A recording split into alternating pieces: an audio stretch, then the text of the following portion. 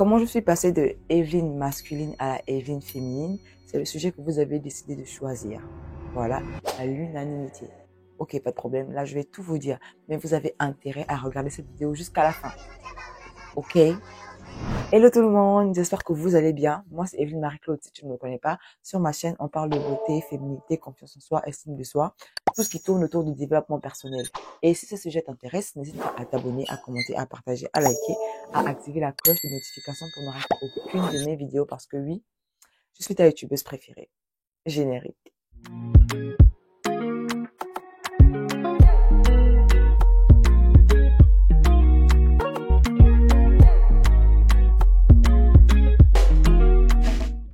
Alors, par où je vais commencer?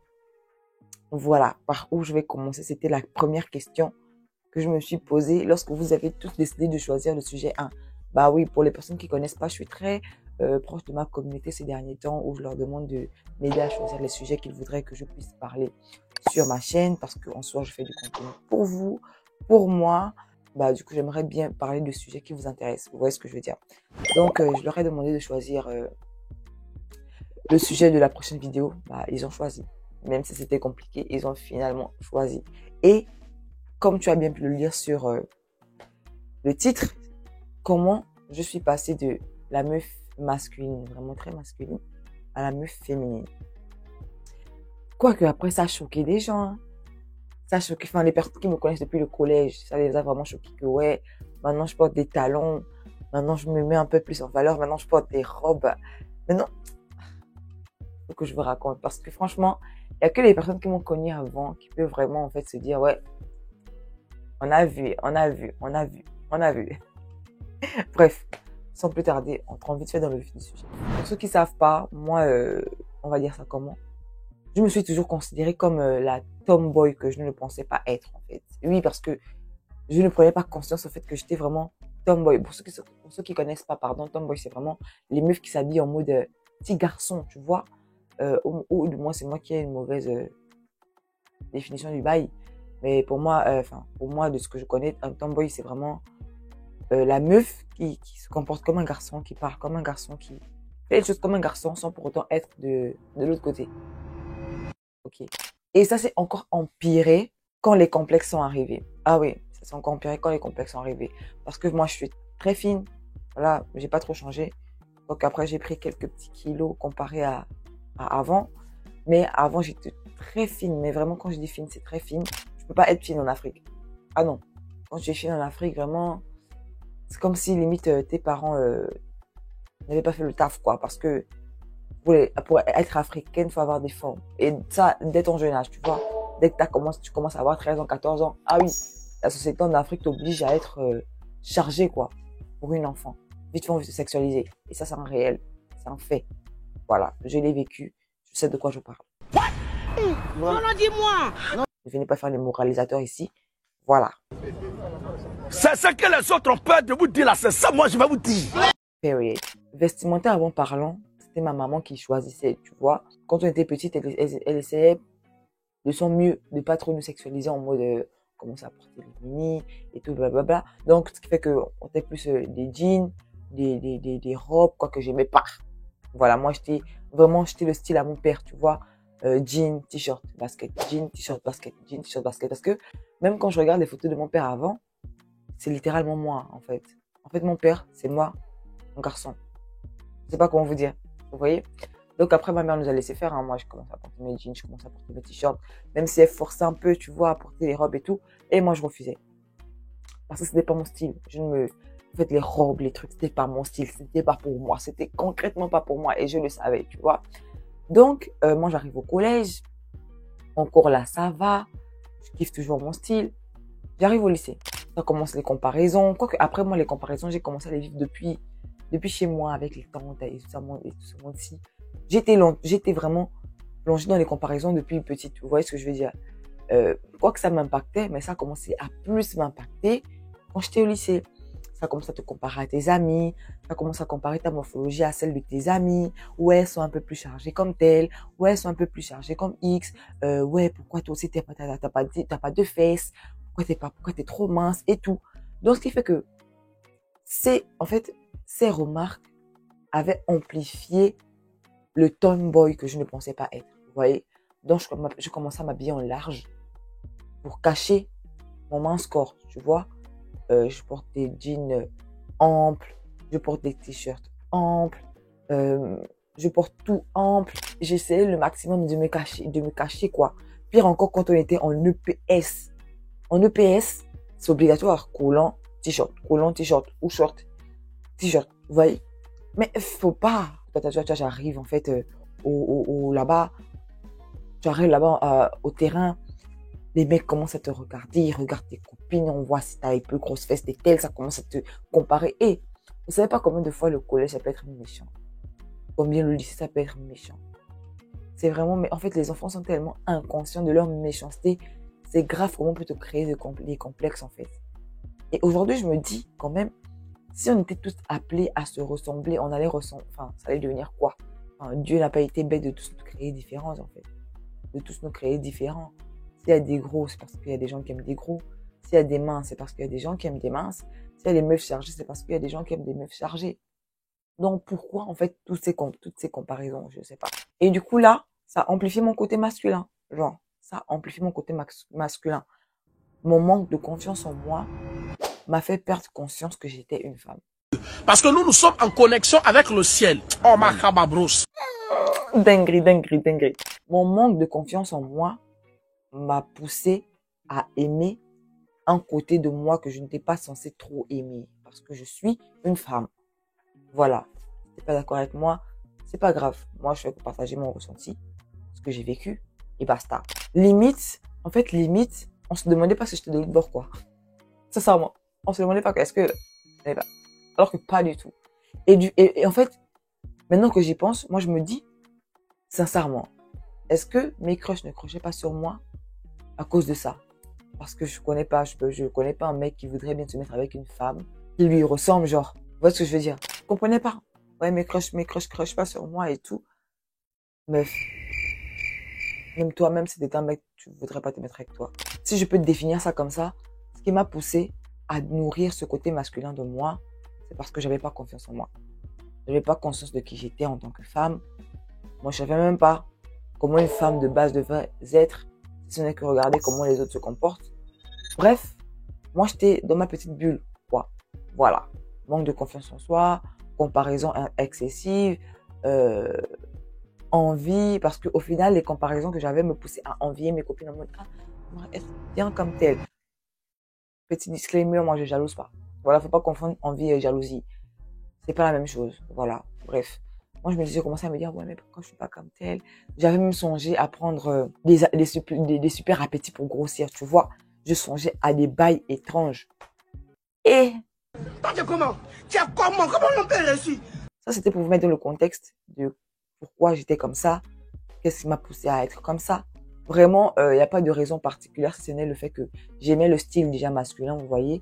Mais le fait que on me compare et qu'on me surcharge, en fait, de complexes à la base qui n'étaient pas des complexes. Enfin, en mode, moi, je me regardais, pour moi, j'avais pas de complexes. C'est quand on a commencé à me faire des comparaisons, on a commencé à me critiquer que les complexes sont arrivés. Comme quoi, par exemple, moi, j'aimais pas mes bras. J'aimais pas mes jambes. Même si après, on me disait, ouais, mais à côté de belles jambes, j'aimais pas mes jambes. En fait, limite, j'aimais rien sur moi, tellement on me critiquait. J'arrive un peu en terminale. Voilà. Après, les gens vont me dire que, ouais, mais Marie, tu faisais tes sourcils, tu faisais un peu coquette. Ouais, je me faisais un peu coquette des temps parce que, enfin, je voulais paraître un peu plus belle aux yeux de mes crushs, quoi. Est-ce que vous voyez ce que je veux dire? Mais ça fonctionnait pas. Non, fâche pas, c'est Dieu qui nous bénit tous, jour et nuit. Ou du moins, ça fonctionnait pas. Enfin, je voyais que ça fonctionnait pas parce que les crushs que je voulais ne voulaient pas. Et lorsqu'on me sort des, ah ouais, j'étais naze de toi avant, moi, j'étais choquée. Ah ouais, t'étais naze de moi avant? Moi, c'est ok. Ok, après, j'avais carrément des amoureux, hein. Moi, j'avais des amoureuses qui me fument. Bref, c'est pas là le sujet. Donc, j'arrive en terminale, je commence un peu plus à me faire coquette et tout. Je commence un peu plus à être plus coquette, mais c'était pas ça. Donc là, je voyage, je vais à l'étranger. Je me suis dit, écoute, on va doser.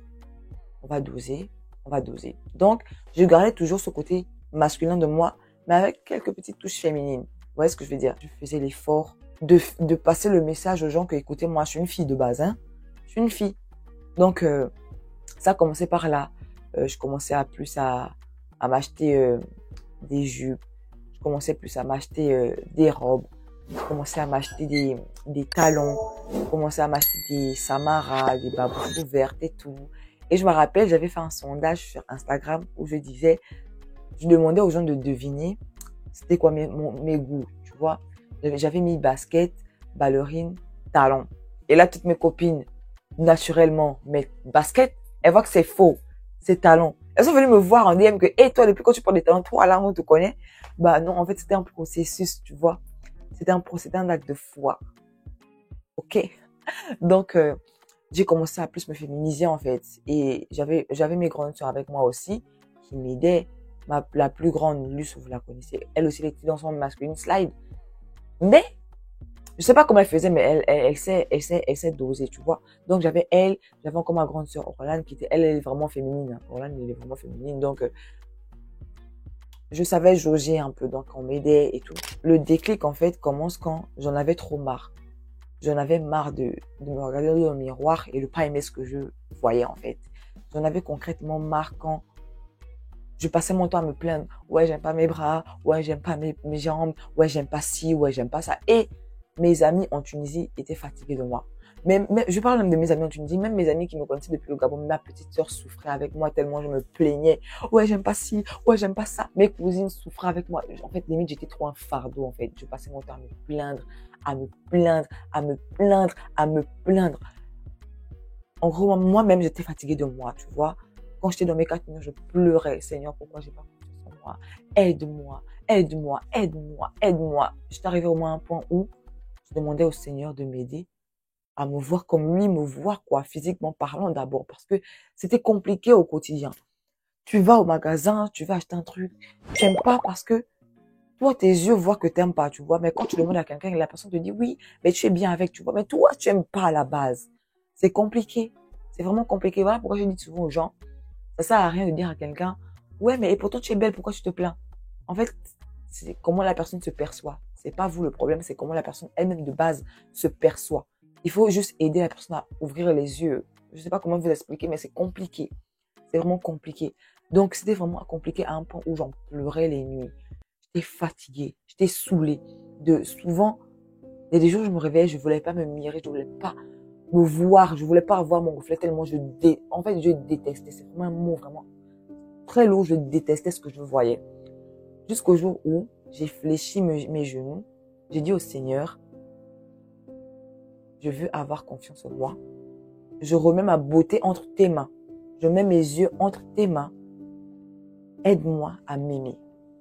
Et les filles, moi, franchement, quand on parle de confiance en soi, si je vous parle de confiance en soi sans vous parler du fait que j'ai accepté le Seigneur, c'est vous mentir. C'est vraiment me donner la gloire alors que moi, la gloire, je la donne à Dieu parce que les girls, la confiance en soi que j'ai aujourd'hui, je ne l'aurais pas si j'avais pas accepté le Seigneur. Moi, je dis toujours ça parce que je veux pas faire genre nanani, nanana, J'aurais pas eu cette confiance en soi si j'avais pas accepté le Seigneur. Ce côté féminin de moi, je ne l'aurais pas eu si ce jour-là, je n'avais pas fléchi les genoux et j'avais dit Seigneur, je remets ma beauté entre tes mains. Et moi, j'ai remis ma beauté entre les mains du Seigneur. C'est pas un autre secret. Il n'y a pas un autre secret si ce n'est que ça. Moi, je vais pas vous mentir. Donc, à partir de là, c'était un déclic. C'était vraiment, ting, j'ai commencé à me faire toute coquette. Et là, bizarrement, tout le monde a commencé à me trouver coquette. Ah, Marie-Claude, t'es trop coquette. Marie-Claude, t'es trop coquette. Moi, j'ai commencé à me maquiller vite fait. J'ai commencé à m'acheter des robes, à porter plus de talons, à m'acheter des bijoux. Les girls, j'ai commencé à me rendre coquette. Genre, moi, je sais pas comment vous dire. Bizarrement, moi, je ne le voyais pas, tu vois. C'est quand des grandes, par exemple, moi, j'étais en licence 1. Et il y avait des grandes qui étaient en licence 3, en master et tout. Qui, lorsqu'elles me regardaient, elles me disaient, ouais, Marie-Claude, t'es trop coquette et tout. Et c'est, en fait, plus les gens me disaient ça, plus je prenais conscience, en fait, que j'étais en train de changer, quoi. Donc, franchement, ça s'est fait tout seul. J'ai commencé à me faire coquette. Vous voulez que je vous dise quoi? Moi, je peux pas vous donner notre secret, hein. Les girls, remettez votre beauté entre les mains du Seigneur. Remettez votre beauté entre les mains du Seigneur. En fait, la femme, en fait, c'est un être qui doit veiller sur sa beauté. En fait, littéralement. c'est la femme, c'est un être qui doit veiller sur sa beauté. De ouf. Même, je peux même vous prendre un exemple, en fait, sur comment les femmes dans la Bible de l'Antiquité, elles prenaient soin d'elles. Genre, on mettait toujours un accent sur la beauté des femmes, de comment elles prenaient soin d'elles, comment elles prenaient soin de leurs cheveux, comment elles prenaient soin de leur teint, en fait, des boissons qu'elles buvaient, en fait, pour nettoyer l'intérieur de leur corps, parce que plus tu nettoies l'intérieur de ton corps, plus l'extérieur s'embellit, en fait. Ce que tu manges, ce que tu bois, ça embellit ton teint. En fait, la femme, c'est un être naturellement, elle est séductrice. Et moi, je parle pas, faut pas commencer à me dire, oh, est-ce que des Jézabel, Faut même pas venir m'énerver ici. Voilà. Vous comprenez, non, faut pas venir m'énerver. En gros, la femme, c'est quelqu'un, naturellement, même sans vouloir, elle séduit, en fait. Sois logique. Sinon, comment les gens tomberaient amoureux de toi? Même en disant tout simplement bonjour. La personne va te dire, tu l'as dragué parce que tu lui as dit bonjour. Moi, je te dis bonjour, hein. J'ai souri avec toi. Parce que naturellement, la femme, en fait, elle est faite pour prendre soin d'elle, pour veiller sur sa beauté, pour... Non, moi, je parle de tout ce qui est physique. Moi, je parle pas forcément de tout ce qui est spirituel. Ça, c'est un autre truc. Mais là, comme on parle de confiance en soi, comment je suis passée de masculine à féminine, c'est en gros pour faire comprendre que la femme doit être coquette, doit être douce. En fait, on doit avoir une différence entre l'homme et la femme. Vous voyez ce que je veux dire? Donc, ce qui fait qu'aujourd'hui, même quand je garde mon look masculin, parce que moi, je veux même pas vous mentir, à moi, mon style là, c'est toujours, moi, j'aime trop le style masculin en mode jean, chemise. Vous voyez? Jean, chemise, tailleur, même quand je porte un tailleur jupe, veste. C'est vraiment mon style en mode. Moi, je suis pas trop robe, le fleuri, rose et tout. Moi, je suis pas, tu vois, les girly. Moi, je suis pas girly. Moi, ça, c'est pas mon style de base. Les girly. Ah ouais, j'ai porté du rouge. Ouais, j'ai porté du rose. Vous voyez ce que je veux dire? Moi, c'est vraiment mon style. Je suis entre les deux en mode. Moi, c'est basket, talon. Je sais jauger entre les deux. Ce qui fait que quand je suis dans mon style masculin, il y a cette touche féminine qui te fait comprendre que, girls, moi, je suis pas de l'autre bord, en fait. Là, par exemple, moi, je porte un jean, une chemise. Tu sais que je suis une femme. Tu vois? Donc, en gros, les filles, comment je suis passée de ce cap à ce cap? Mon plus grand flex. J'ai donné ma vie à Jésus. Abonne-toi d'abord. Abonne-toi d'abord. Abonne-toi d'abord. Okay. Mon premier conseil, moi, je m'adresse d'abord aux parents. Vous ne vous rendez pas compte comment vous-même, vous pouvez créer des complexes à vos enfants qui auront du mal à venir vous en parler parce que vous êtes les premiers auteurs de leur mal-être. Vous faites entrer des gens dans leur vie qui se permettent de les critiquer à tout bout de champ. Voilà pourquoi moi je dis, moi, mes enfants, je n'accepterai pas que même ma propre sœur fasse des critiques à mon enfant physiquement parce que je sais ce que ça fait. Je refuserai que les tantes se permettent d'ouvrir leur bouche, excusez-moi de parler parce que dans le cocon familial, c'est trop en fait. Des tantes qui se permettent de te faire des critiques en mode « Ouais, mais grossis un peu. Ouais, t'es trop mince. Marie, que t'as pas les fesses. Pourquoi t'es trop noir? Pourquoi t'es trop noir ?» Comme d'habitude, c'est le même format depuis que je suis né. Et tout ça, ça s'est fait parce que les parents ont cautionné. Je sais pas si je l'avais déjà dit, mais j'étais arrivé à un point où j'en voulais à ma mère de tout ça. Mais elle savait pas en fait. Voilà, donc les parents, votre enfant doit se sentir en sécurité chez vous. Que ce soit physiquement, mentalement, spirituellement, ok? Le deuxième point, moi je vais m'adresser aux collégiens, aux lycéens, s'il y en a qui regardent ma vidéo, que le collège et le lycée, ça peut être les pires années de vos vies comme les meilleures années de vos vies en fait. Si toi tu es quelqu'un de très belle, t'as toujours été comment on va dire, le fantasme des gens au lycée. Quand je dis fantasme, c'est vraiment en mode tout le monde te regarde, tu es trop belle, que ce soit pour les garçons, pour les filles. Tu as vraiment les yeux rivés sur toi en fait. Toi, tu n'auras pas de problème. Toi, tu vas vivre tes belles années de ta vie. Mais pour nous autres où on passe notre temps à nous critiquer, à se moquer de nous, et tout, c'est trop, c'est pesant en fait. Donc, les collégiens, les lycéens, prenez conscience que les comparaisons ne servent à rien. C'est méchant. Pousser les gens à pleurer chez eux, à se sentir mal, à tout le temps se comparer. Mêlez-vous de vos affaires, en fait. Et le troisième point, moi, je vais m'adresser aux gens aujourd'hui qui en gardent des séquelles. Voilà, vous en gardez des séquelles par rapport à tout ça. Moi, je veux te dire, écoute, tu n'es pas censé plaire à tout le monde. Tu n'es pas censé entrer dans les standards de beauté de la société. Les standards de beauté de la société, ça varie. Aujourd'hui, ils vont dire, on veut des meufs chargées, on veut des meufs comme ci, on veut des meufs comme ça. Toi, tu vas aller faire la chirurgie pour ressembler à ces meufs. Et demain, ils vont te dire, ouais, finalement, j'aime les skinny. Figurez-vous que les mecs, à l'époque, ils disaient que, ouais, moi, j'aime les go chargés, blablabla. Dans mes DM, ça fait, blablabla. Ça commence à mettre les cœurs partout sur mes stories. Souvent, j'ai envie de leur envoyer les messages que, ah, toi là, arrête de mettre les cœurs sur mes stories, hein. C'est toi qui as dit que je suis vilaine de le passer là-bas. Dinguerie. En fait, les standards de beauté, ça varie, ça change, en fait. Sois toi-même. Tu n'es pas appelé à plaire à tout le monde. Voilà. L'homme pour qui tu as été créé, l'homme qui doit t'épouser, il a dit, il veut une meuf skinny, noire, belle, pimpante, qui sait jauger entre le style masculin et le style féminin. Comme ça, au moins, quand je voudrais avoir un pote, elle saura s'habiller en poteau. Quand je voudrais avoir une meuf, elle saura vraiment jauger le style meuf. Moi, là. Dinguerie. Humilité, humilité. A few moments later. Et moi, j'ai toujours tendance à dire, moi, mon mari, il aura la meilleure amie, il aura la pote, il aura le poteau, il aura la femme, genre la femme. Parce que je sais jauger, c'est parti. Bref, c'est pas pour me faire voir. C'est pas pour me faire voir. C'est pas aussi une petite pub. Mais si mon futur mari passe par là, bébé, c'est la femme. Oh, dinguerie. Si tu sens que après tous les efforts que tu as eu à fournir, tu n'as pas toujours confiance en toi, un peu comme dans mon cas, donne ta vie au Seigneur. Remets ta beauté entre les mains du Seigneur. Il n'y a pas meilleur moyen pour garder sa confiance en soi aussi longtemps. Il y a des jours où tu pourras fléchir, il y a des jours où tu vas te trouver pas belle. Oui, ça m'arrive. Hein. Moi, il y a des jours où je me trouve pas belle. Et c'est vrai. Il y a même des jours où les gens ne me trouvent pas belle, en fait. Il y a des jours où moi-même je me trouve pas belle. Parce que c'est les périodes, tu vois. Mais ta confiance en soi sera toujours là. Sera toujours là. Moi, avant, peu importe ce que je faisais, j'avais confiance en moi 2 jours. Les 5 autres jours de la semaine, j'ai pas confiance en moi. Mais aujourd'hui, je sais être constante. Aujourd'hui, si tu arrives même à me comparer à quelqu'un, limite, ça va me frustrer un petit temps, tu vois. Je vais un peu me sentir frustrée, mais je vais me rappeler que ça va pas ou quoi. T'es malade ou bien. Et comme je t'ai dit, si tu sens qu'après tous les efforts que tu as eu à fournir, tu n'as toujours pas confiance en toi, tu passes ton temps à te comparer, remets tout ça entre les mains du Seigneur. Tu sauras comment faire. Comme il a fait avec moi, il peut le faire avec toi. Il n'y a rien qui peut être impossible à lui, en fait. Voilà. A few moments later.